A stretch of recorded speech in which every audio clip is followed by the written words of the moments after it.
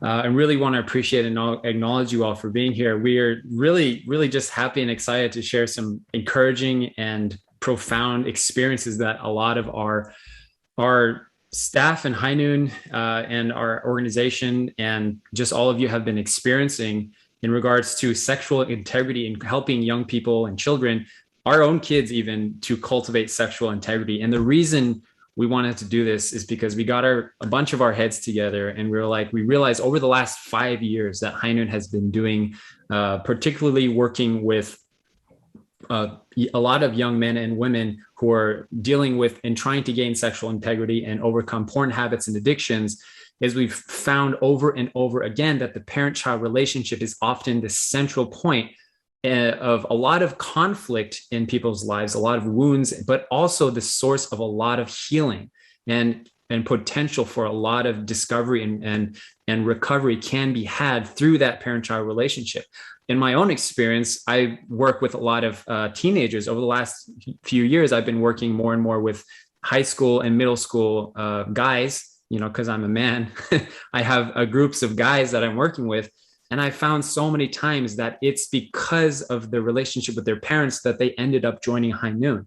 And we'll share some statistics a little later on in this presentation about just about how many of our own youth in our unification movement are experiencing porn addiction and habits on a regular basis. But we found that the vast majority of them are. And the reality is that we would like to see a lot more engagement with our programs from the youth, and even the kids, I'll call them kids, the high school kids that have been joining my group. All of them, I asked them, why did you join my group? Why did you join High Noon program? All of them said, guess what? My parents asked me, how are you doing with this pornography thing? How are you doing with this sexual integrity thing? All of them said that. So for me, that was a wake-up call that even though it's probably one of the scariest and most shameful and sometimes most difficult things to have a conversation about within our own family, it's often the one thing that can help us the most and actually get us on the path to living in the light of God's love and High Noon, as many of us experience, and as Liz has experienced in her own family, which we'll hear about in just a minute. So to get us started, we have the founders of High Noon International, which is David and Mitsue Wolfenberger. Auntie Mitsue and Uncle Dave are here with us. So I want to ask them to come on and give us some words of wisdom and encouragement. As parents of their own, they have 7 children themselves, and they have been doing God's work in High Noon for the last 5 years plus. So please welcome them up. Woo. Thank you, Benjy. And thank you, everybody, for being here. Benjy asked me to come on and share a few words of encouragement. And I think that's exactly what's needed by everybody here showing up. You must know the need for communicating to children or to young people, people who you are a mentor to or an aunt or an uncle to, about sexuality. You might be asking yourself 2 questions. Can I talk to a young person or to my child about sex and about pornography? And the second question, should I? Should I talk to them? And the answer to the first question, yes, you absolutely can do it. You can do this. You got this. Okay. And the answer to the second question is you must, because in today's highly sexualized culture with internet porn in all of your kids' pockets, there is no alternative. The alternative is really too bleak to consider. I'd like to share with you a passage in the introduction to one of the chapters in our book. And by the way, this is a very great book. I think everybody needs to read this book, Core of the Universe. This passage is from learning about sex from our parents. True parents established a sacred tradition when they educated blessed couples in preparation for their lives as husbands and wives. Reverend Young Naphtalie shares about the intimate education True Father provided to early blessed couples in the Unification Church. He says, I participated in the 430 couple blessing ceremony. At that time, I was a church leader in the countryside in North Korea.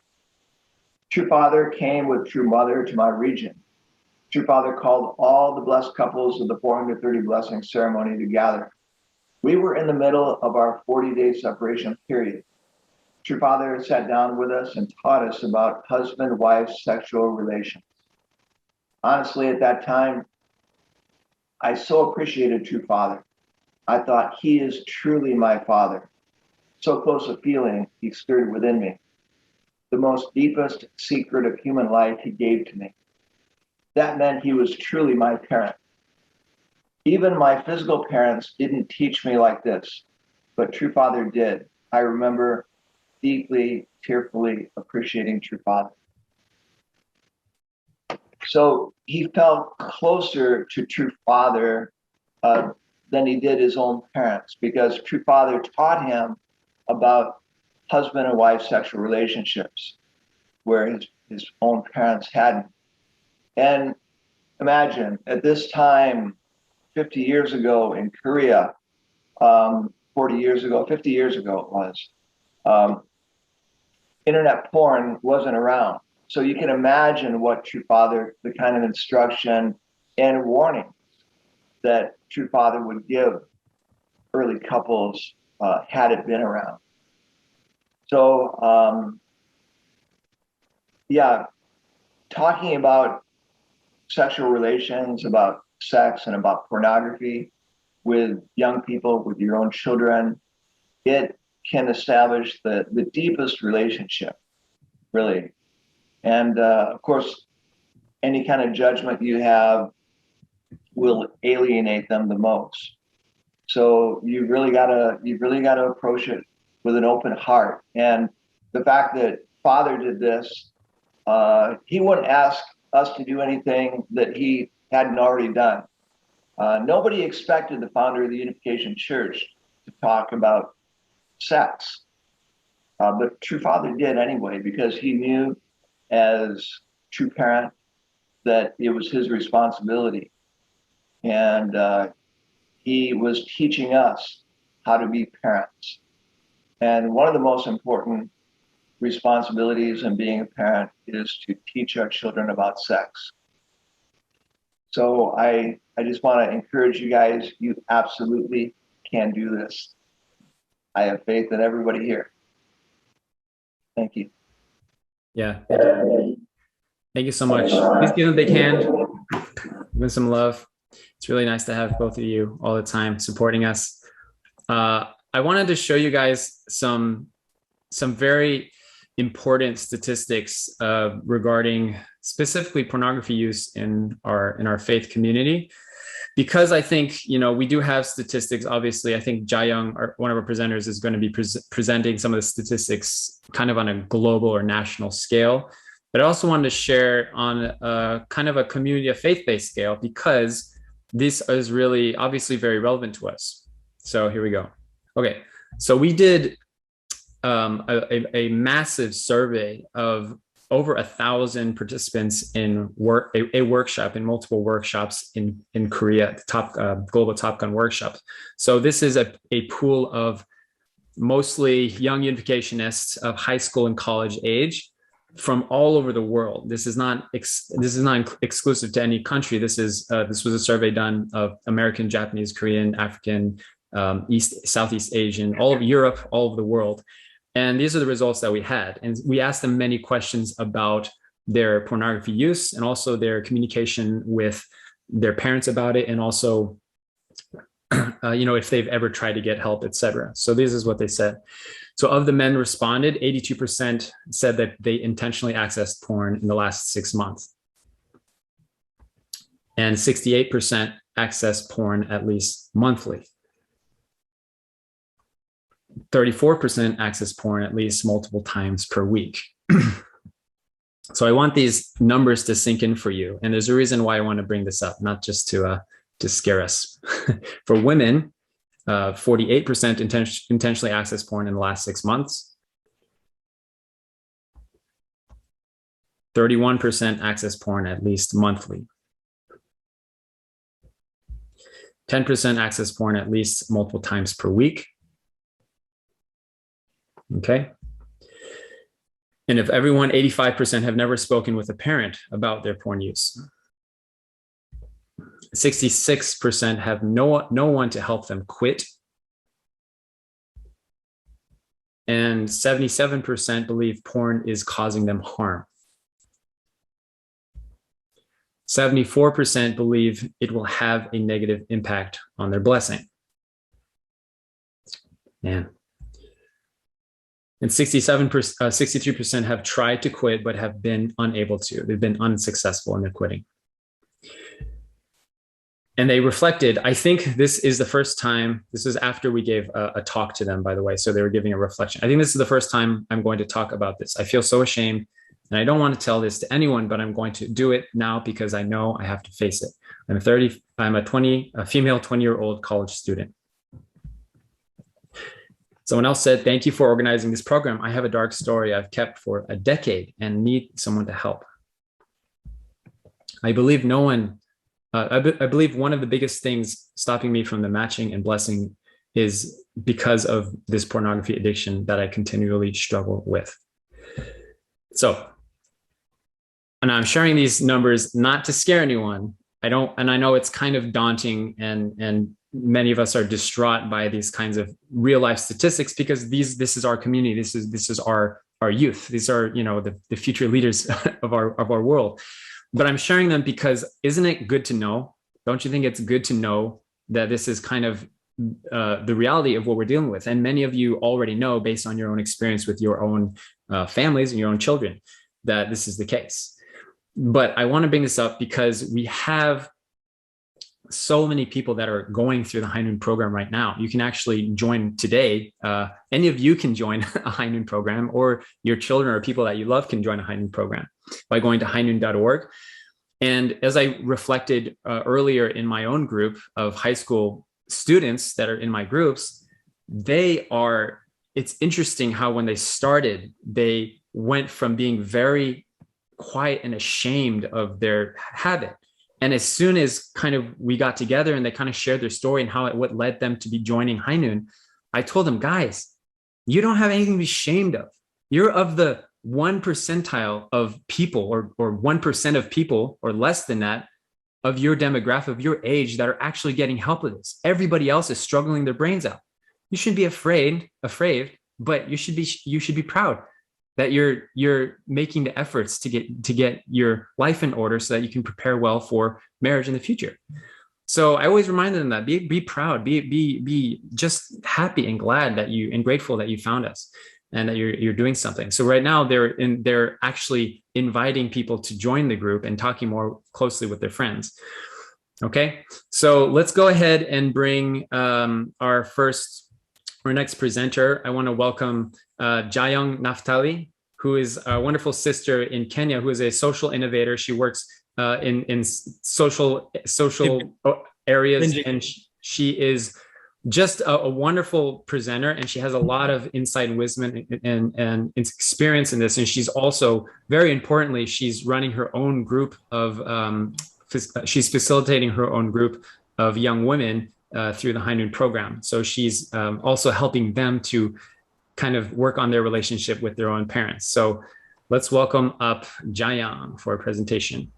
My name is Young Naphtalie, and I'm 27 years old. I am in Kenya currently, a second generation as well. And I'm part of High Noon. So within High Noon, I'm a facilitator and also an AP, what you're calling the accountability partner. One of the things I do on a day-to-day basis is I work with young people in various areas. So I do a lot of work around social social work, social innovation. And a lot of this work leads me to trying to understand how people view different things. So our conversation today is about the role of parents and parental figures. So we're talking about helping to cultivate sexual integrity. I will not talk much on sexual integrity because as a movement, this is something we know too well. So it's the core of who we are and what we do. So we understand the different aspects of it. It's physical, it's emotional, it's social, it's ecological, it's spiritual. Part of this conversation will be around why the high noon journey and what the high noon journey is really about, and what role you can play as a parent, or how you're playing. So there's a sad picture I'm going to paint here. This is statistics on pornography, mostly in the US. And as I look through this, I want you to think of it on a global scale. So according to this website, about 40 million adults in the US visit internet pornography sites on a regular basis. 1 in 5 internet searches on the mobile device are for pornography. Men, it specifically focuses on men who are happily married. I will rephrase that and say it's men and women who are happily married, basically experiencing real love instead of imitation love, are 61% less likely to look at porn. 20% of men admit viewing pornography while at work, and 88% of these sins would contain physical aggression, and 49% could contain verbal aggression. So this basically means sometimes in a reflection of their day-to-day basis life, they may show this kind of different forms of aggression in how they relate with other people. And continuing the same globally, about 6 hours is spent on the internet daily by different people. A research that has been done by Pew Research study tracking internet usage in America shows that 77% of American adults go online every day, 43% several times a day, 26% almost constantly, 8% go online once a day. 11% go online a few times a week, and 11% do not use the internet at all. Now, of this, for the children's statistics is that for ages 8 and 10, they spend around 8 hours of internet a day. Ages 10 to 18, they spend around 11 hours per day. This could be, studying online or doing whatever else they are doing on the internet space. So this could mean a lot.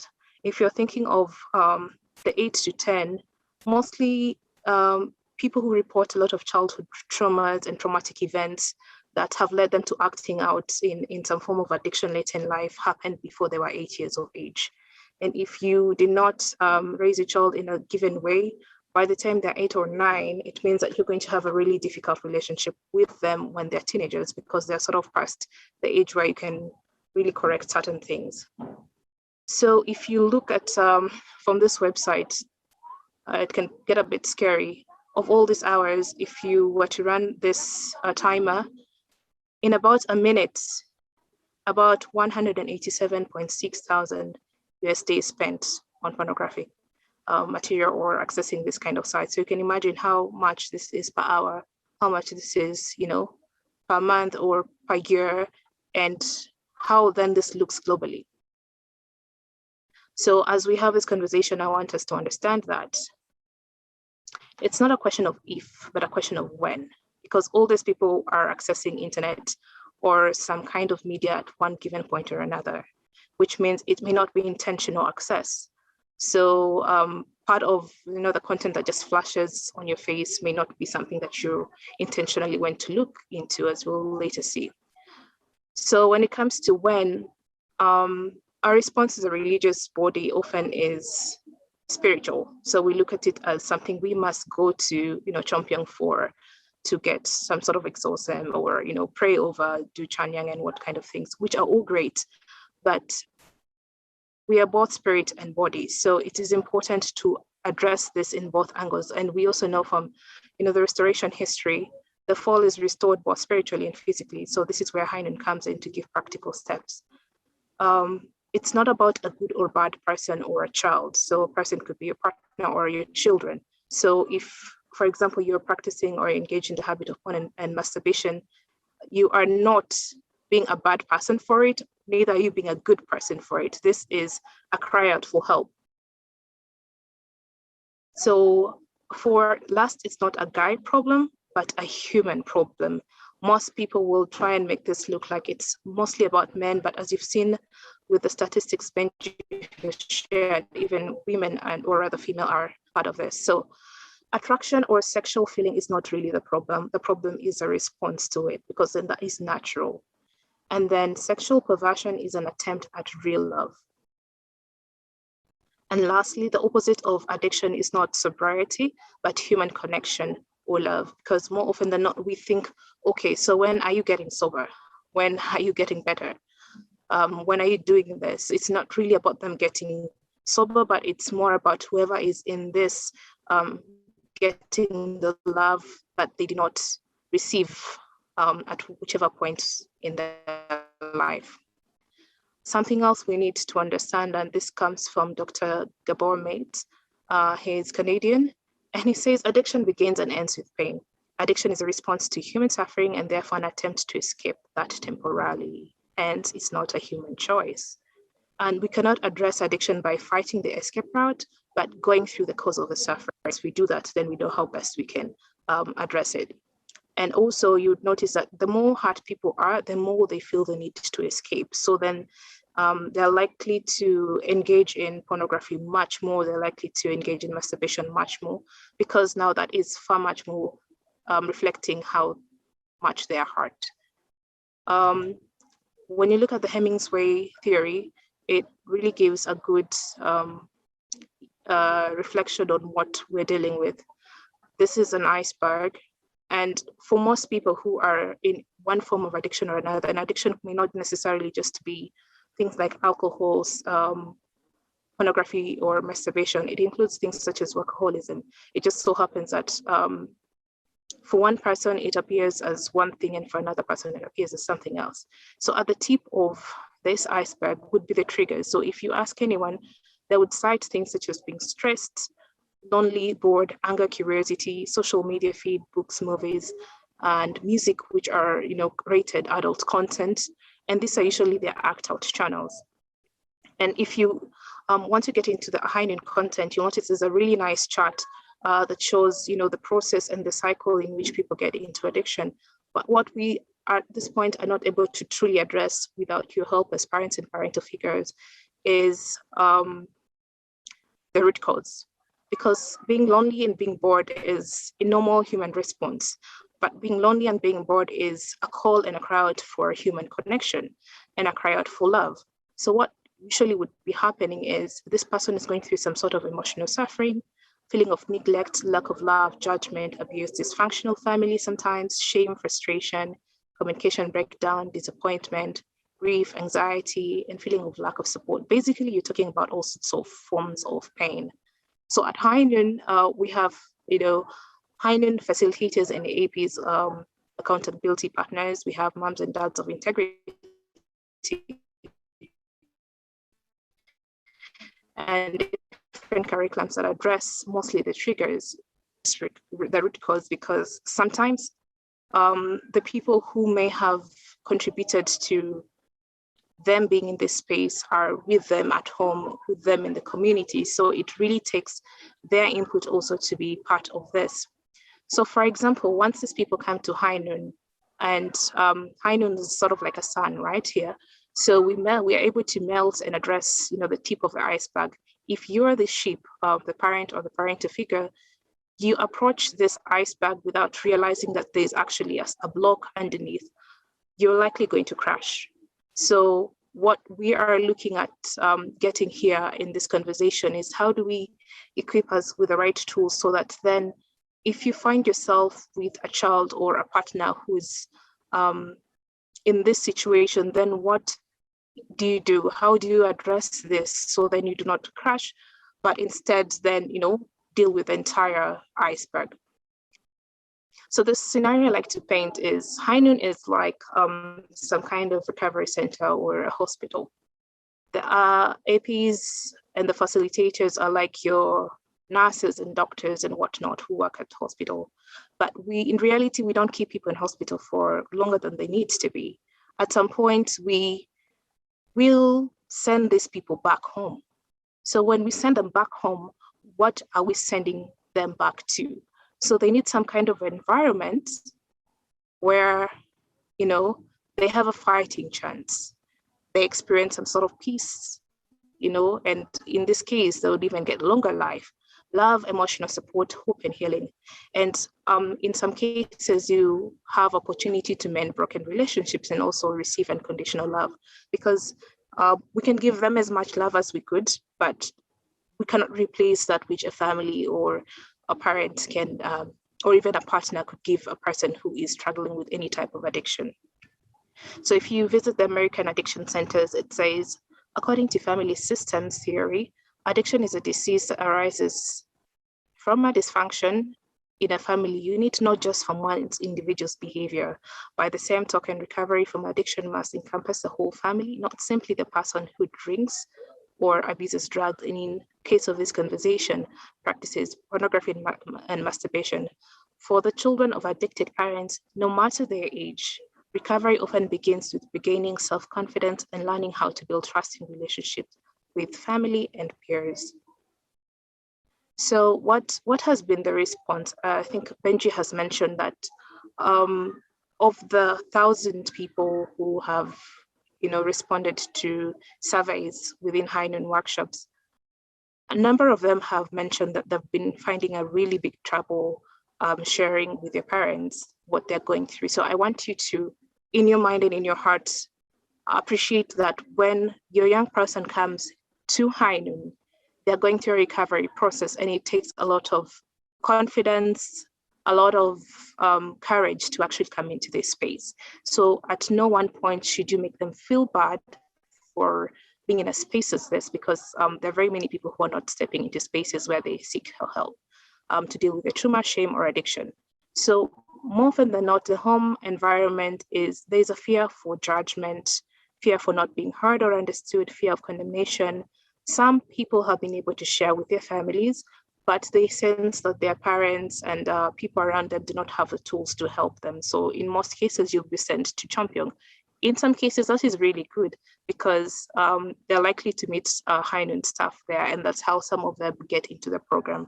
But in some cases, they may not be that lucky to be able to meet someone. For example, in the times we're living right now, not many people are traveling. So then how do you know, or how do you get the tools that you need to be able to help? So what High Noon is really doing is we have the tools, they have APs and facilitators. We address the tip of iceberg that I showed you in the previous slide, and the understanding. So there's no judgment, there's no condemnation. So basically the motto is life without shadows. What we're trying to do is help you bridge the gap between what knowledge and tools you have and how you can help this children or even your partner if someone is struggling. So then what is the best response I would have as a parent or as a guardian? One, you need to understand both your and the other person's response to situations. For example, this has to do a lot with your personality type. There are people who are more quiet and more introverted, and some personality types, they just want to talk it out. And if your personality type is just the all nice and rainbows, and you don't want to hear bad things or difficult things, you're likely to close out and try to brush it out. For the child or the partner who may be in trying to reach out to you, they interpret that as lack of interest and lack of love. So further, you just push them further out into the addiction. So you really need to master what your personality is and what is the personality of the other person that you're trying to help. Then you can approach them properly. Understand what your love language is, because every one of us responds differently to certain things. There are people who respond to gifts, there are people who respond to touch, there are people who respond to words of affirmation. So if your partner receives in one of these 5 languages, then you need to be able to respond or communicate to them in that language. Learn what your apology language is as well. There are different apology languages. People respond to that differently. Understand your anger language. There's also an anger language. Sometimes you're not aware that people whom you tell something, they keep quiet first and processes it. There are other people whom you tell them something, they blow up immediately. So you need to be very much aware of that. 2, no judgment. Hold your tongue and your nonverbal cues. and remove all distraction. If your child or your partner comes to you and they want to talk about something, put your phones away, switch off the TV or whatever it is, and listen to them. Give them everything that you've got. Listen to your child or hear your child the way you'd have wanted to be heard as a child. It's really important. So when something like this is happening, try to think of yourself as a child. How would I have wanted myself to be heard? Validate or acknowledge their feeling. Do not patronize it, do not trivialize or justify your contribution to it, if any. Sometimes we've had situations where people go to their parents or their families or their loved ones and share, this is what they're going through, and they believe the other person contributed to that in a given way. The first thing is defense. The next thing is, either patronize or trivialize, and you're trying to tell them, oh, you're too emotional, you are just too sensitive. So the moment you tell someone like that, such a thing, they close down from you and they will never trust you with anything else. And once you are there, after they've shared, please ask them to share. Ask to share your thoughts. Don't just blurt out words or whatever advice. Ask them if it's okay, you would share what you're thinking about it.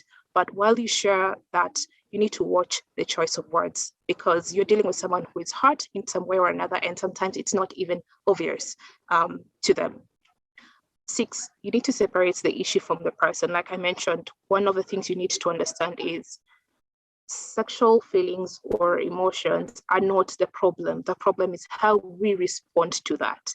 So do not try to crucify your child or your partner. Focus on the person separately from whatever the issue is. Be honest about the type of support you're offering. Be honest about your feeling or your contribution to their lives. And then if you do not know how to do anything, then reach out, but also ask for their permission in case you're going to involve a third party. Because a lot of these things they feel ashamed about, they're feeling guilty about. And even if you're in a situation where you're going to give, testimony, for example, during the morning devotion, you're trying to share of how you and your child have gone through this process and are now victorious. You want to be very, very careful how you do it. Make sure you have your child or your partner's permission when you're sharing this kind of content. 7, get the tools. Pray and be accountable to yourself and help them be accountable to themselves as well. So a lot of curriculums within High Noon is every week we have a challenge in which we encourage our participants to do. Part of this challenge includes sharing with you where they are at, how they're doing, and sometimes they are having activities that they have to do in case they are about to fall out. So if you do know, then this is your child's chosen or preferred way of response, and you do know you can be able to support them. For example, if it happens to them when they're in their rooms and they step out, they want to go out for a jog because a physical activity would be good for them, offer to step out with them and walk them through that space. Within a short while, the emotion or the feeling goes, and with good time, it becomes an issue of the past. Number 8, create safe spaces and cultivate intentional open communication and bonding. I know for especially those of us within the older age category, we may not have had a lot of time to bond and grow with our parents when we were younger, because many of you were out there in the mission. We truly appreciate that. But for children, especially those who are either moved around too much or their parents were not there, children were left in the centers, we interpret this very differently. We interpret that as abandonment. We interpret that as I may not too good enough to walk around with you. Or sometimes if I have to move too often, too much, as I'm looking at that as you did not give me enough time to bond with the people I'm bonding with. So that creates some sort of damage, some kind of pain. We understand what needed to happen at that particular moment. So in this particular time, as they're growing, then create intentional bonding. Try to really know their children from where they're coming from and where they're at. Then this way you would be able to address whatever issues they may have, and they would easily trust you with whatever it is. Number 9, work on your marriage if you're married. The best gift you could ever give to us as children is an honest marriage. A marriage where you are intentionally every day working at it. I think True Father talks about it all the time. And he says in one of the books, I think is Blessed Family and Marriage, something like that. And he says, if you're going to fight, do it in your room. And when you come out to your children, the children should not know that you guys were fighting. But again, children are not, you cannot easily patronize children. We sort of have a way of knowing things. We just do not know how to communicate those things until we get to a given age. So the best gift that you can give children is working on your marriage. We truly understand that marriage is not easy. They're going to be ups and downs. But for a child, when you do work on that, it communicates largely to us. And it helps us with how we relate with the world outside, how we approach our jobs, how we approach the community, and even if or not, how we approach the question of matching in marriage in future, because we reflect what we saw, or we decide we do not want to reflect what we saw. And number 10, the solution really is, at the end of every addiction, is real love, because what people are trying to escape from is pain. When they engage in pornography and masturbation, they're looking for some type of human connection. So that genuine human connection in that form is very much perverted. It's not as it should have been. So then they will not be able to relate with other people properly if they get married. Even when they get married, they will not be able to communicate with their partner in proper ways. So if these persons do get real love, no matter the type of addiction it is, even if it's alcoholism, drug abuse, whatever it is, if they get genuine human connection and real love, what people often do is that they now have a higher purpose for living. They feel like they've got greater things to give, someone they owe to, so they will have greater fighting chance. And because of that, then they will make somehow more effort to get to being better. But again, I would insist at this particular point is addiction is not about sobriety. It's about getting to a place where you gain genuine connection and human love. So a lot of these resources can be found within High Noon. There's a lot of things that we can have a conversation around, but we don't have that much time within the event today. So some of the resources, you can get this within High Noon. There's Agape Treatment, Dr. Gabo Mati, and I am done for now. So thank you for your attention. I hope this was really helpful. I know it may be difficult to hear, may be something that you're not very comfortable understanding, that I may have contributed to my child being where they are, or my partner being where they are. But remember, again, it's a two-way street. So it's really important that you understand. Our goal really here is to give you the tools so that at the end of the day, then you know how better can I approach this matter? How better then can I, give help to my young person or to the next person? Because again, as parents, you are parents to all of us. I may be in Kenya here, but I have parents everywhere in the globe. I can go to literally any country and feel like I have a parent in somebody. So if I am coming to you, I am coming to you as a parent. And if you have the tools, for as long as you're equipped, then we are safe. We are safe. Thank you. Thank you, Jaya. Thanks so much for that presentation. Please give her a big hand. And I'm really moved by a lot of things you said. I got chills sometimes, honestly, when you said things like, I don't know, it's really apparent that Jayang, you're very well versed in a lot of the stuff that High Noon does, but also our movement and in society. So I really appreciate that a lot. Man, yeah, that's great. So we're going to have a follow-up presentation. So people are asking about some of the resources that you posted. Maybe, let's see, we can, is it okay if we send your PowerPoint to people so they can, or one of the slides? Yes, we can send, I think we have the PDF version and we will send that to them after. You'll get, I think, all this content when you get the follow-up email. Yeah, we'll send a follow-up email with the recording for this whole webinar and also the PowerPoint PDF file, okay? Okay, so following up now, we're gonna have Aunt Liz Buergi, all the way over there in California, to share her testimony with us, okay? Aunt Liz, you good? Okay, everyone. So yeah, first of all, I want to thank all of you parents and young adults for being on here. And I feel like I'm preaching to the choir because we just had the breakout session there. And yeah, so many of you are doing so many things. Facilitators, we'll explain more about what that is. There are matching supporters. There's just an awesome dad.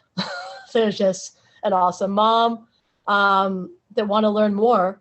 So I'm on here because I'm inspired by Naphtalie. She's a facilitator and accountability partner, and she's so young. And I'm just here to be here with her because these are the people that are helping my kids. So when you help others, the old age is you actually end up helping. If you focus on the whole, right? This is a divine principle, right? I don't know what page it is. Then the individual will be taken care of. And I've experienced that totally. So I really see High Noon as a family, and we work together. For me, I was asked to give a testimony. I feel like testimony is like a test. So how are you doing in your life? So it's a great opportunity for me. And thank you, Irmgard, for all of your chatting in the chat box there so positively and supportively. I feel so grateful for all the High Noon moms that are on the call right now. And Mitsue, shout out to her. And this really gives me so much strength and power to know that moms are involved and dads. But to come back to my story is I was asked to do something for High Noon. And why was I asked? Because my kids, they're going through their own journey. I have 4 children. They're age 15 to age 20. I found out about my son early on, 12 years old, was crying and had watched pornography. I went to the pastor. I thought, okay, it's all taken care of. He said, you are so lucky. I said, why am I lucky? He said, because your son told you. That how many kids tell their parents, oh my gosh. So I felt so liberated. But then several years later, I got a letter from my son, and he said, Mom, I'm struggling with porn. But why did he send a letter? Because he went to a workshop in Korea, the High Noon workshop, which you just gave all the statistics about. And so I really feel God is guiding us. And there's not some kind of random person that I have to send him to, some psychologist I don't know, or some sex therapist, or it's creepy, right? Who would I call? Who do I talk to? I had no idea. Anyway, what happened was my kids were already educated by High Noon. So they came to us and said, hey, Mom and Dad, why don't you check out this workshop in the Bay Area Family Church? And Pastor Thompson, by the way, is amazing. He was there from the very get-go and even before High Noon, being accountability for so many people with porn issues. Anyway, we end up at this High Noon workshop. You might have had a workshop in your country, or they were traveling around. And so people were asking me, how did you get here? I said, well, my son's invited us. And we had an amazing experience. And why am I sharing this is because I'm learning through this workshop, what the heck is High Noon? I'm learning so much. So I feel my role as a parent is to learn and to study as much as I can about what is going on, what this is, in order to help my son, because I really had no clue. So at this workshop, there was Tyler Hendricks. There was all these, he flew all the way here to the Bay Area, California, just to come to this workshop. So a lot of leaders. So I felt like this was not just about my family or about my children, but this is something that leaders are also involved in. And High Noon also came from true parents. The word came from true father, to have no shadows. So anyway, coming back to this workshop, I went to the workshop and my kids asked me to come to, they asked me to volunteer. And my husband said, don't volunteer. You do too many things. But I said, okay, I'll give you my email. I ended up becoming a High Noon mom. And Andrew Love, he asked me, okay, so what do you want to do? Do you want to have some material because I decided to do a mom's group because I love moms. I love to talk, as you can see. I said, okay, why don't we talk about something deeper than we usually talk about, just cooking, or, let's talk about something that really matters, our children, right? What's going on? So he made a whole thing for me. One was Debbie Gullery's talk, but all these talks that had been from the workshops, and they're very short, and then we moms could talk. So we meet for like 6 weeks, and I learned so much, so very much on these podcasts. And then, so that's probably number one for parents: educate yourself. So if you can't join a group, if you can't become a facilitator, I'm basically a facilitator for moms, or you can't be an accountability partner. I get it. You're working, you're busy, but then why don't you, while you're cooking dinner, go on to High Noon and listen to some podcasts. They're amazing. And also there's School of Love as well, from age kindergarten until, thank you, Ramina. And thank you for the chats. It really encourages me. And there's also a group up to 18 years of age. So School of Love teaches about before the problem, and also after you overcome the problem, then what do you do then? How do I have an ideal family, beautiful family? So there's tons of podcasts. Oh my gosh, from Lena and Gavin. So educate yourself while you're driving at work. Just get all this knowledge into you. Naphtalie, your presentation was amazing. This is the second time I've heard it, and now it's kind of more going in like, oh yeah, okay, that's the issue. The root solution is love, loving our kids. So if you don't think you're qualified to be a facilitator, all you need is love. You just need to be able to listen. The first facilitator for women, she had even no issues with pornography. Just she had the heart, and Andrew asked her, and Andrew asked me. So again, it's like a family. Somebody might call you and ask you, Auntie so-and-so or Uncle, hey, can you help out? And you're like, of course, I want to help. So again, if you have a heart of love and you're able to be a facilitator, go for it. If your kids are older, you might say, oh, my kids are already out of the house. They're older. I already, that's not a problem. Then you have time to be a facilitator. And we are a church family. So you might help out somebody in your community that anything like that. You might have grandkids at home. Again, you can be an auntie or an uncle.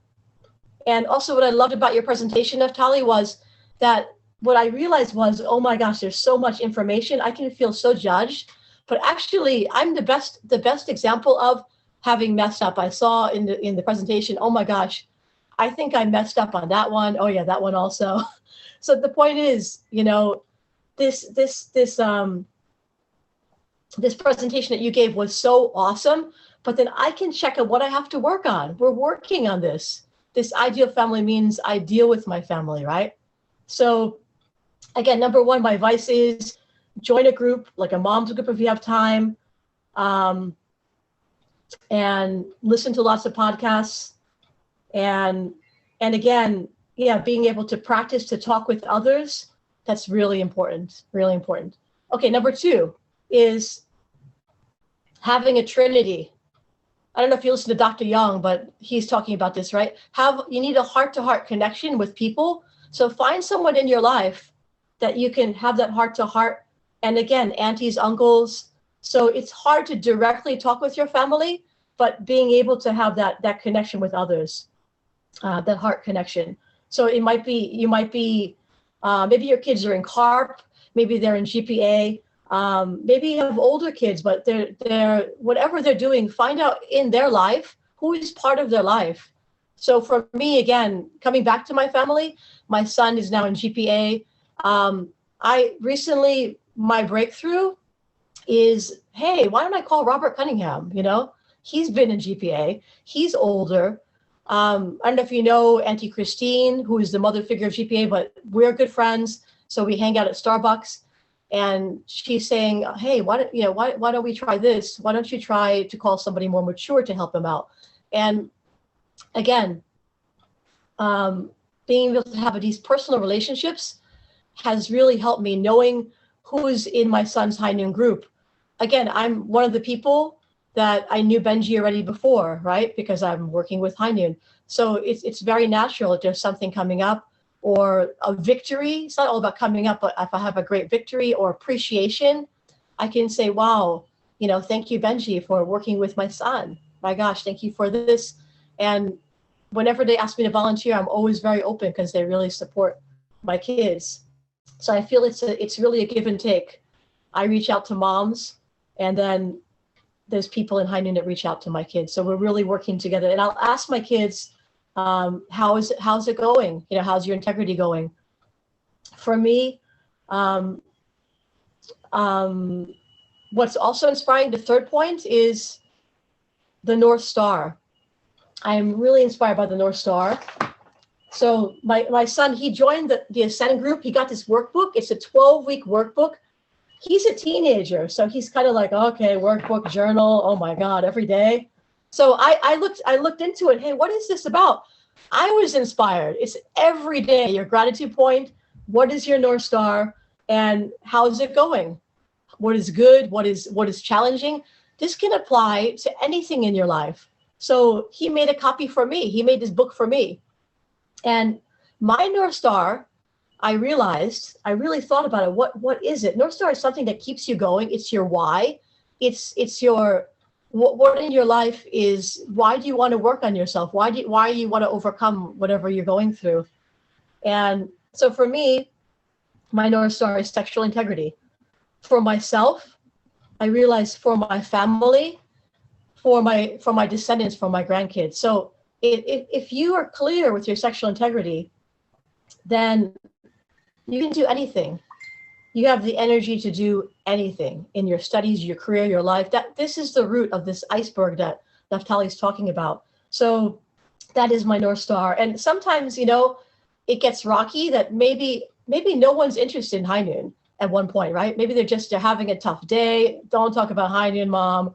But again, then I have to come back to myself. Well, why am I doing what I'm doing? Even the moms of integrity, you have to refresh. And then I realize, I go to the mountain and I pray, and I realize in myself, together with Heavenly Parent, what is the most important thing? What do you want, God? What do you want for me to do? Why am I doing what I'm doing? And the answer goes really deep inside. God wants sexual integrity. That's what God wants. And the problem happened in Adam and Eve in the garden, but it was a family problem. And this is breaking God's heart. So I want to give, so it really energized me that, okay, even my family might be down right now, or whoever is down or not supporting me. I don't care. I'm going to do this with you, Heavenly Parent, together. So that's my why. That gives me power and energy. It's not even about my son anymore. It's about what do I want in my life as God's daughter. Coming back to my son, one more breakthrough. He called me up, and again, whatever your parents are doing, thank you, Matthew. Thank you for your response. Whatever wherever your children are doing, wherever they are in the world, try to call them once a week. With my son, he's in his program, so he calls me once a week. But he'll call me, and just time to time, deep things will come up. He'll say, Mom, I'm doing cold shower. I'm sleeping in the car. I got a cell phone. I got a dumb phone. I'm like, he's like, it's like, you remember in STF, right? Beat yourself up, beat your body, back in those days, right? So, but it wasn't working. It works for a short time, but he goes, Mom, I think I have to connect with God's heart. I said, bingo, that's it. You got to connect with God's heart. That's something that's going to go deep all your life. You're going to do that. One of my sons, he already overcame. He's already been clean for over 6 months. I'm so proud of him. But he's got to work on then, okay, what is my passion? What's my North Star in my life? What do I want to replace that with? What do I want to do? What do I want to become? So another person, if you want to listen to a podcast, I recommend that you listen to Sonny Burns. He lives in New Jersey. He was involved with High Noon. He overcame himself as well. He already has 2 cute kids, but they asked him and his wife, well, how did you overcome? Why are you, what happened? The mom said, he's too busy. My son is too busy so I got to get my batteries here. My son is way too busy to, he's passionate about real estate, about becoming successful, about his family. Let's see if I got about his family becoming financially independent. Before he's now in his 20s, late 20s, that my family can become independent financially. So he's just on podcasts all the time, driving to work. He's just passionate about something. So that would be a person, absolutely. So what are you going to replace that energy with when you're bored? That's the biggest trigger for my family, is when they're bored. So again, for me, is to support them with everything that they do. Yeah, everything that they do. Sorry, I'm looking for my charger here. Anyway, so, okay, got it. Just saved me. Got 2 minutes left. So anyway, so coming back to, yeah, keeping them passionate and busy. And that comes back to me, my own relationship with my husband. What am I passionate about? What do I love to do? So as a parent, I think we're learning together. You know, it's a journey that we're going to go on together, and we're going to mess up a lot, but then we can teach our kids also. They mess up a lot too. That what is our North Star? If you look at an airplane, you know, the destination of where it's going, it's off course all the time, but it has the clear destination. So it gets you there every time, right? So again, having that clear North Star, and that came from Andrew Love, by the way. It's really amazing. So anyway, coming to pretty much conclusion is, yeah, for me, the key thing is really love, that we have that love for our children, that we feel God's love for us. And that is really the key of everything, that love behind is the healing instrument. And you know, this sexualized culture that's around us, and even you know, we can think about Champyong that absolutely supports us and helps us. We can think about as well Satan behind all of this. But what's going to make Satan surrender is our love, is our humility, is our our being able to feel that we are a family. So yeah, I just want to say thank you to Hainan, to Wolfenbergers, to everyone that has supported me. Let me go back to my notes if there's something else. Yeah, and oh, the last thing, my last breakthrough, okay, is with my youngest son. And yeah, again, my kids, they come to me all the time. Whenever they mess up, they always come to me, Mom, I messed up. And you know, we're becoming more open with it. I said, okay, so what can we do? What can we do? I don't know, Mom. And then the inspiration came, you know what? Covenant Eyes. Hey, you know, we're very good friends with the Fontaine family, by the way. If you want to hear another great testimony, oh my gosh, Fontaine family. They are the masters of Covenant Eyes. What is Covenant Eyes? I said to my son, hey, can you imagine you're going on and then you got your mom and dad, you know, they can see everything that you do on your computer. If you're in a program, your leader, and actually one of the leaders suggested as well in GPA, Christine Frawley, hey, you know, put the leader on there, your accountability partner. So I said to my son, don't you think you'd be less likely to go on? And he doesn't go on very often, actually, but just he'll kind of be drawn, you know, the younger one. And so he said, yeah, Mom, that would be really helpful. And, you know, we actually set up Covenant Eyes, the last thing. We set up Covenant Eyes 6 months ago. But let me tell you our reality of our family, or of a family in general, working, being busy. We set it up, but we never did the part of the parents. We didn't set up the parent part. And my son set up everything 6 months ago. But we're like, they're doing okay. Okay, they got their group, they got this. So again, parents' responsibility is so small. All I have to do is press a button and say, yes, okay, we're in. And I didn't do that. It took me months. So finally, I'm now like, okay, why don't we try that? Why don't we do that? So it's ongoing. We are so blessed. There are so many tools. Oh my gosh. So yeah, anyway, thank you all for being all facilitators that are on the call, accountability partners, matching supporters, all of you on the call. I'm just, you're my team. So I'm just here representing you. You guys could be giving a talk here for sure on your own. So thanks very much for listening, and over and out. God bless you and your families. Over and out. Thank you, Annalise. Okay. We have 5 questions that we're just going to hit them off. They're really good. They're really relevant and important to everyone. So we'll start by, let's see, acknowledging some of our presenters, Jayoung and Aunt Liz. Thank you for presenting. The Wolfenberger couple, Aunt Mitsu, Uncle David, thank you. They're also going to be sharing some responses to this. So any of the Hainan staff, feel free to jump in. Andrew's here. Andrew, your response is going to be important here. My Thurston is here. So if you have a response, please jump in. So let's start with start with the easy ones. How about that? So someone is asking, what is Covenant Eyes? Liz mentioned it. So what is Covenant Eyes? You tell us.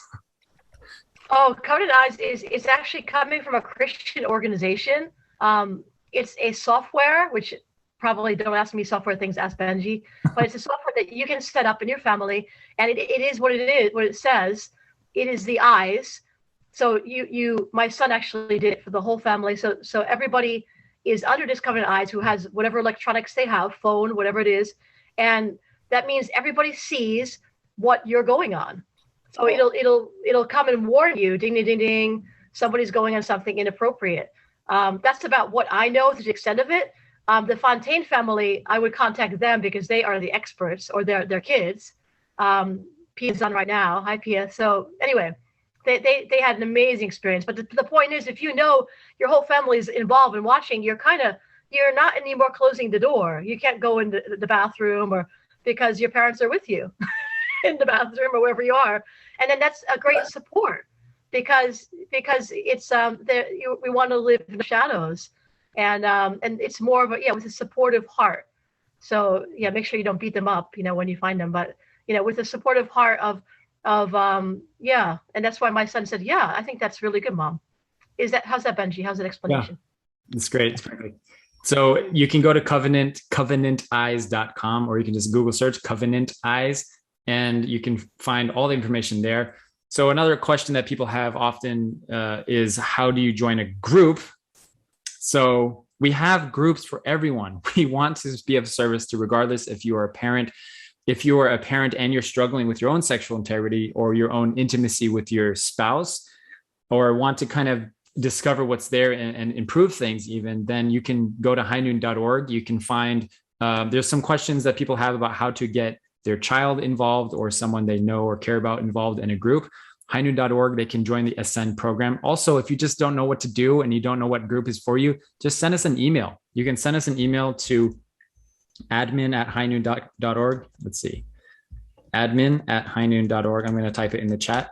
If you send us an email, just say, I'm looking for a group for husbands. If you're a husband, and if you want a father's group, if you're a wife who has a spouse who is struggling with a porn habit, if you're a parent and you have children that you don't know how to guide them and support them, if you're a mother or father, it doesn't matter. Just go to highnoon.org or shoot us an email. Now, look, Karina posted, so this is a support for wives, group for wives support. So you can check that out as well. Someone asked about that earlier. Just get in touch with us and we'll figure it out. Okay. This is the thing. You just take action today and you'll get this snowball rolling, right? On Liz, she just took action. She says, okay, maybe I'll give it a shot at facilitating. And now a few years later, here she is talking to all these parents. Okay.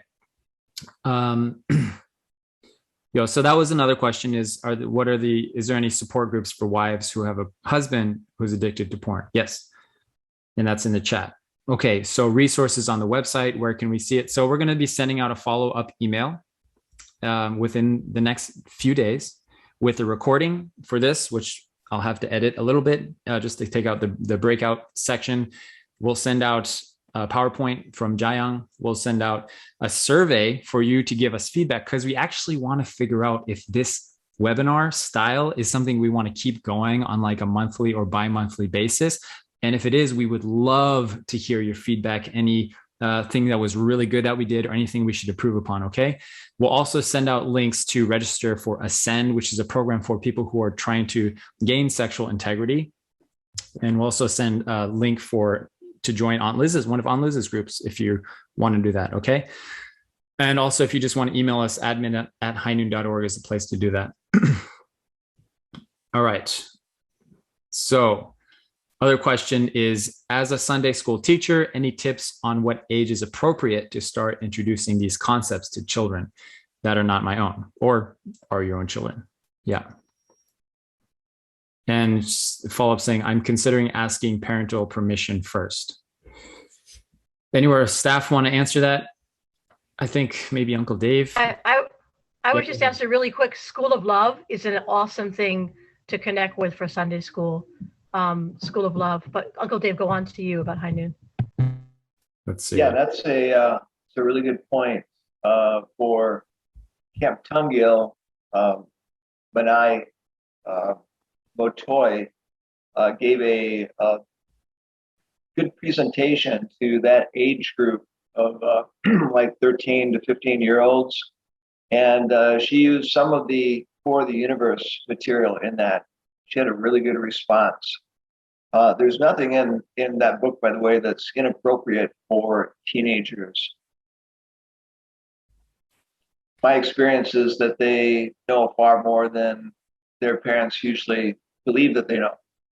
And they've seen far more than we believe that they've seen.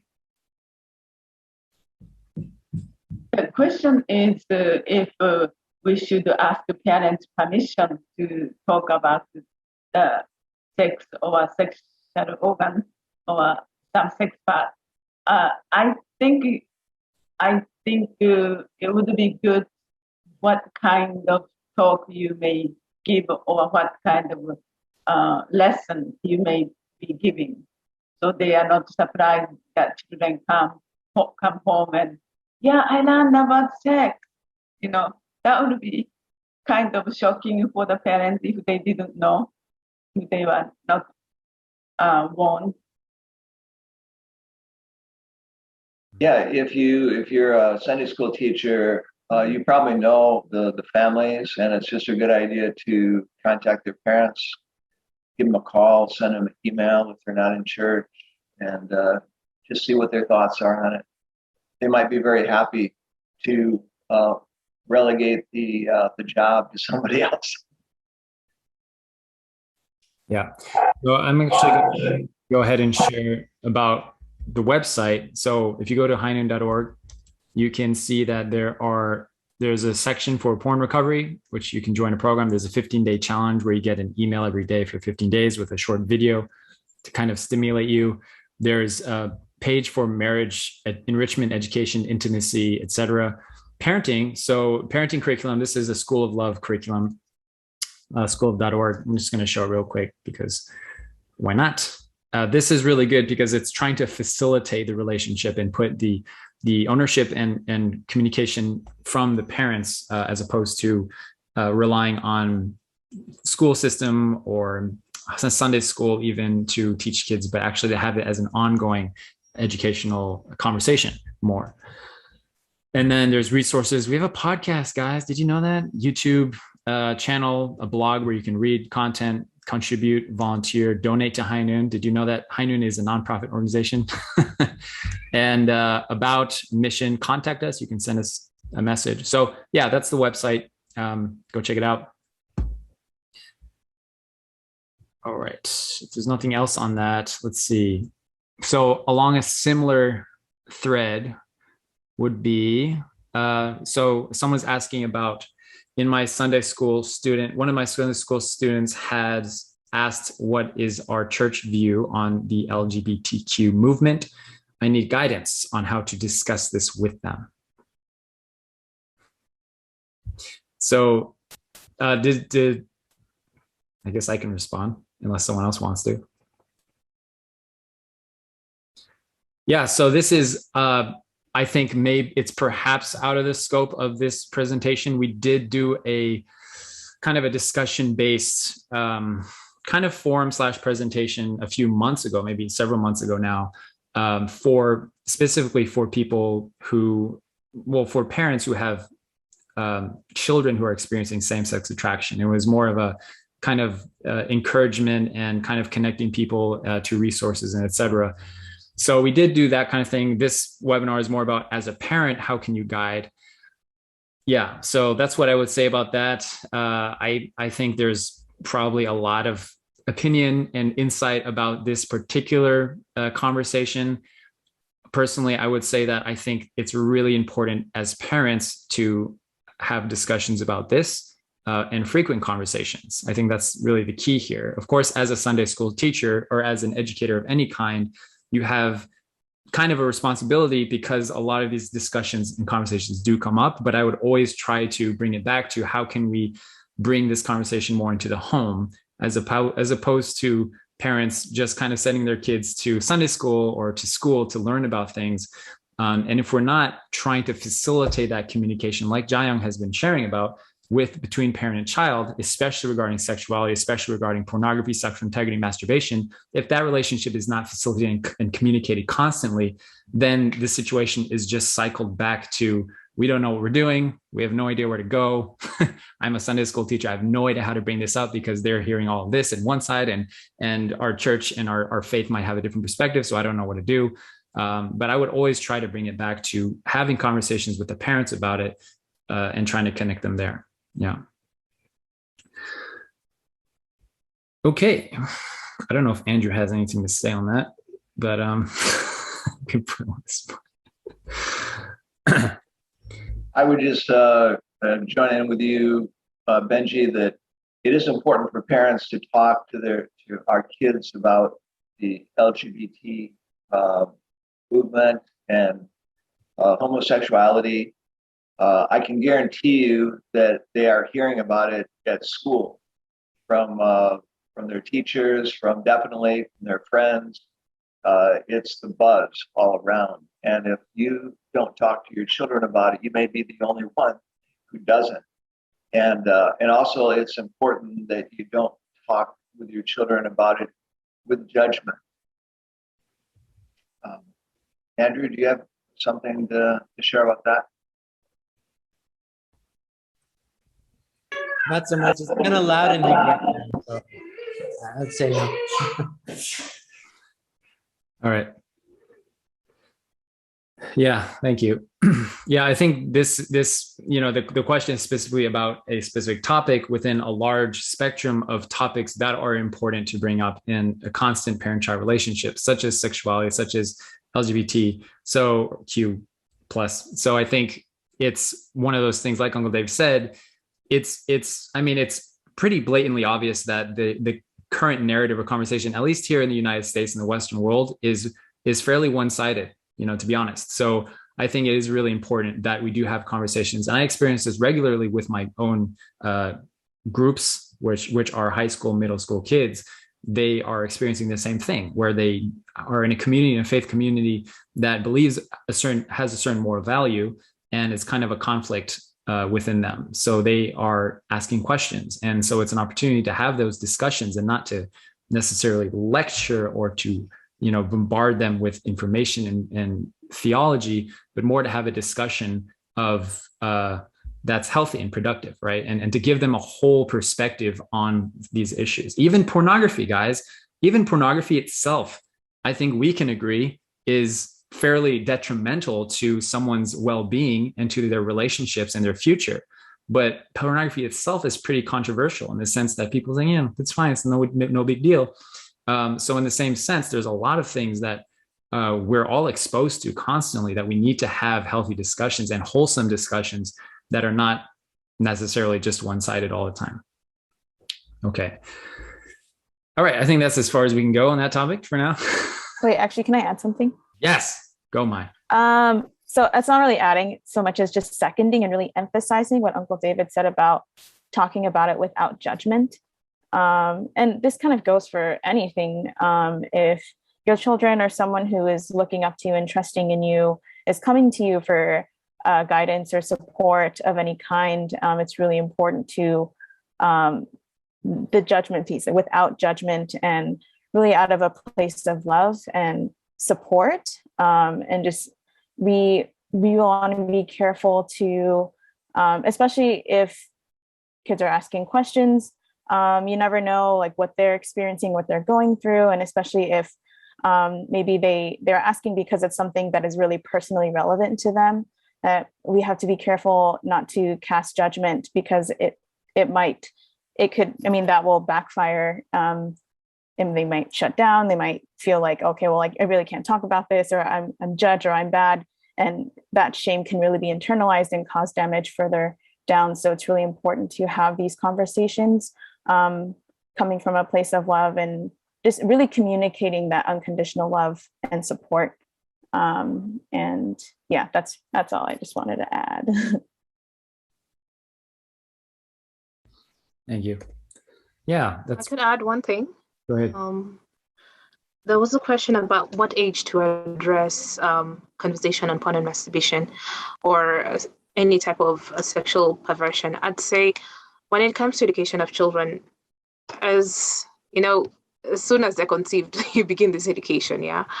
And the type of content you surround yourself with or around is really important for the children, even as they develop within you. Now, as when they're out here in the world, as young as they are, use the most appropriate language in the best way that they understand, but don't try to sugarcoat something, especially when children begin asking questions. If you're going to talk about sex, then talk about it, but find a language in which they can easily relate to in the simplest of ways. I know, for example, for me, by the time I was 5 and I was asking where do babies come from, some aunties and uncles would tell me there's a supermarket, special supermarket for this.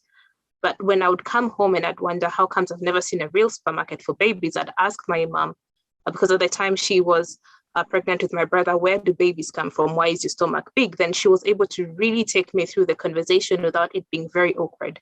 So what this did for me is that it built a very great relationship for us throughout my life until the time she ascended. So it was very easy for me to go to my mother about any conversation because we had built that kind of trust. And I know my mother would never lie to me. My mother would listen. My mother would be able to, tell me certain things. So before I got to even school, when they would talk about, the reproductive cycle, I had learned this from home. So when guys are giggling in class, I would wonder, what are they giggling about? Because this is natural. This is, this is part of life. So it's an important conversation to have. So figure out which way or what your child relates to best. And also something else that's really important is never try to tell children, this is a secret between the two of us, because what you're trying to tell them is that it's okay to keep secrets. And also tell them that if someone out there tells them they should keep something away from the parent, that person is not a friend to them, because eventually then when things are happening to them, if they get abused, when they get harassed out there, they will not be able to come and tell it to you. So even if it's money someone gives to your child, they should first report it before it's used. Small things like this build that kind of integrity muscle. So it's really important for you to do that. About the anger and apology language, I would add that to resources and you'll be able to get that. I think it's online, but we'll also just add it for good measure. Thank you. Okay. Thank you. So we are going to conclude with one question or two questions. If you need to go, that's fine. We understand. But this one is really juicy, so you want to hear it probably. So if my son or daughter is struggling with this issue, pornography, sexual integrity, what are steps they should take to be ready for the matching? Does the BFM, Blessing and Family Ministry, have some specific requirements? So the first thing they should do is join High Noon. That is actually BFM's official recommendation. They should join a program with High Noon. We have a strong recommendation, strong suggestion that someone be abstain from pornography for at least 1 year before the blessing. That's a recommendation. It's not a mandate. We do have certain milestones and requirements, such as doing a blessing interview, at least in North America, where they have to be interviewed, the purity interview as it's commonly known. So in that case, if someone does have a severe addiction or something that needs to be addressed, the interviewer is trained to defer them to High Noon to get help. So we do have a kind of a recommendation here in America, at least. But really the important thing, guys, is they should join High Noon. I just want to share a few photos of you guys. Some of our participants in High Noon. So these are all people that I share often because they're people that have publicly shared their testimony and have received the blessing and are kind of on the process of creating the most incredible families in their lives, right? These are all individuals who have struggled and been through their own set of struggles, been honest about it with their spouses and received the blessing. We have Justin, we have Igu, we have Josh Fontaine, who's a smashing young man himself preparing for the blessing, Karina and Robert, who are here right now. And every single time we have a blessing, we have at least a dozen of the couples that go to receive the blessing have been through High Noon's program, and more importantly, have been having conversations. So it's not that pornography itself limits people from experiencing the expansive love of what the blessing has to offer, but it's that they have communication, they have give and take, and they work on it together, and they see pornography and masturbation and sexual integrity as a common battle that they work together on. across the board, every couple that goes to the blessing has to talk about this at some point. In fact, BFM actually recommends strongly that they always bring it up in the matching process, that you talk about it. And always when it comes up, of course, it's challenging, of course, it's difficult, but it's through those conversations, it's through that give and take and that growth that the couple experiences that they can be like the Roberts and the Karinas of our movement, you know, and look what they're doing now, doing their own groups and helping people, because they were able to see this issue as not a personal assault against me or our family, but really this is an issue that, you know, is going on and we have to address it together. So every year, like I said, this is 2018, this is 2020 blessing. Again, we had over a dozen couples who had been in conversations, had been through kindness program. I just want to share that because I think it's really a beautiful testament to how powerful the idea of True Parents' idea of high noon, True Parents' idea of God's direct love and a life without shadows can impact the quality of someone's marriage and blessing. The quality of it can be improved, even though we have shadows, even though we make mistakes, even though people who are going through matching process do slip up at times and act out sexually and have to confront that and bring it up in their matching process. You know how challenging that is for people, for men and women? It's not a uniquely male thing, but they bring it up and they go through it and they experience that and they grow from it. I think it's beautiful. I think people, honestly, I think of all the candidates, matching candidates I work with, the people who are in high noon are the most qualified to receive the blessing because they live the life of high noon, because they live a principle life that is not just about me going to the blessing, but it's about me becoming the most marriageable person I can be to receive the blessing and to expand God's love from there. So I think it's first and foremost, they should join high noon. That's the first step to answer that question. Okay.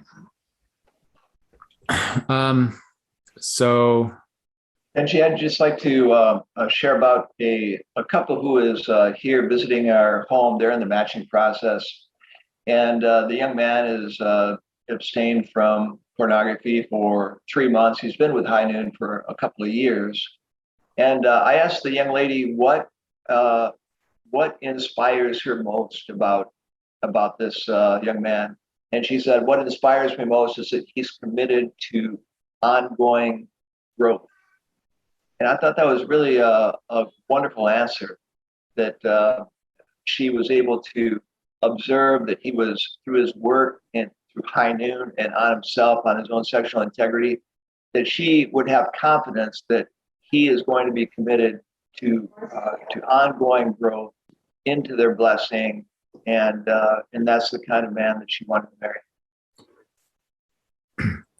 So someone's asking if we can create a program or for prevention for our young children. I think School of Love is a great resource. The School of Love curriculum website, but also the YouTube channel is a good place to start. So I'm just going to address a question here. Any tips on getting one's husband attracted to High Noon? Not because he's watching porn, more as a father to a young man or to their son. That's a good one for you, Liz.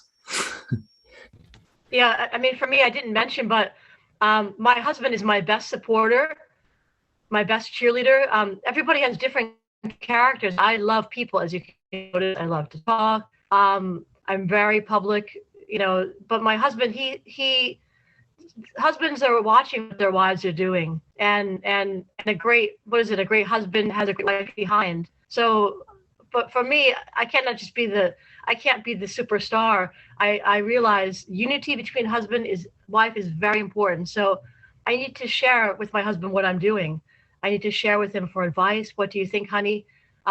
He actually went on to the High Noon high schoolers, right, Benjy? He went on for a couple months with other dads. My husband was on the longest for the program. They did it for, I think, a 6-week program. Anyway, so the point is, yeah, don't put all the brunt on them. Also, Real Love, Greg Bear. Oh my gosh, this book is amazing. It takes one to change the relationship of the couple, of the family. When I found that out, you know, if somebody's drowning in the family or having a hard time, you know, you turn around, you find out, oh my gosh, they're really having a hard time.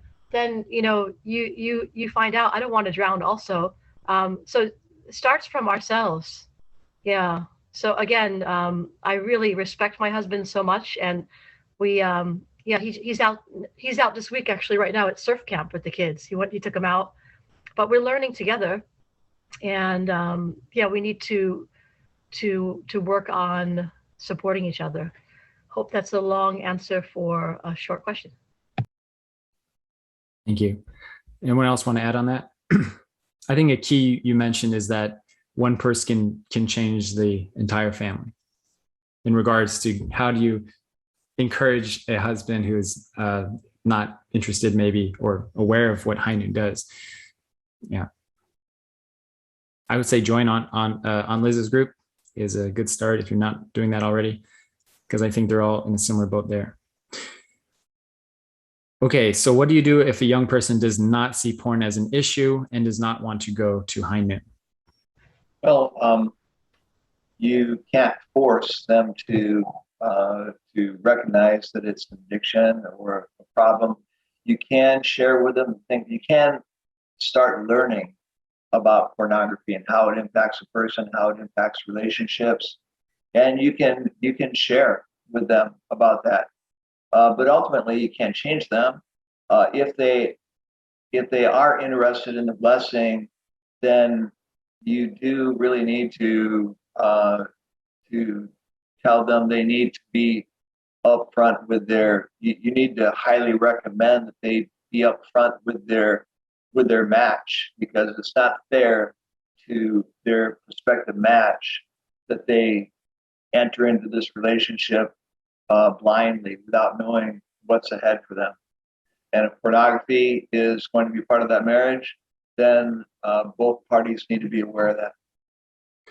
Yeah, I would think, in my experience, there's a spectrum of seriousness about pornography. And someone who is unwilling to go to High Noon or listen to High Noon, and someone who is even in High Noon might be, there are people in my group or in the past who have joined a group and have a porn addiction, but they honestly, if you look at their lives or their habits or how they structure their lives, they're not actually that serious, if we're really honest with them. And I confront them about this. They're really willy-nilly about their time or what they're watching online or Instagram or whatever.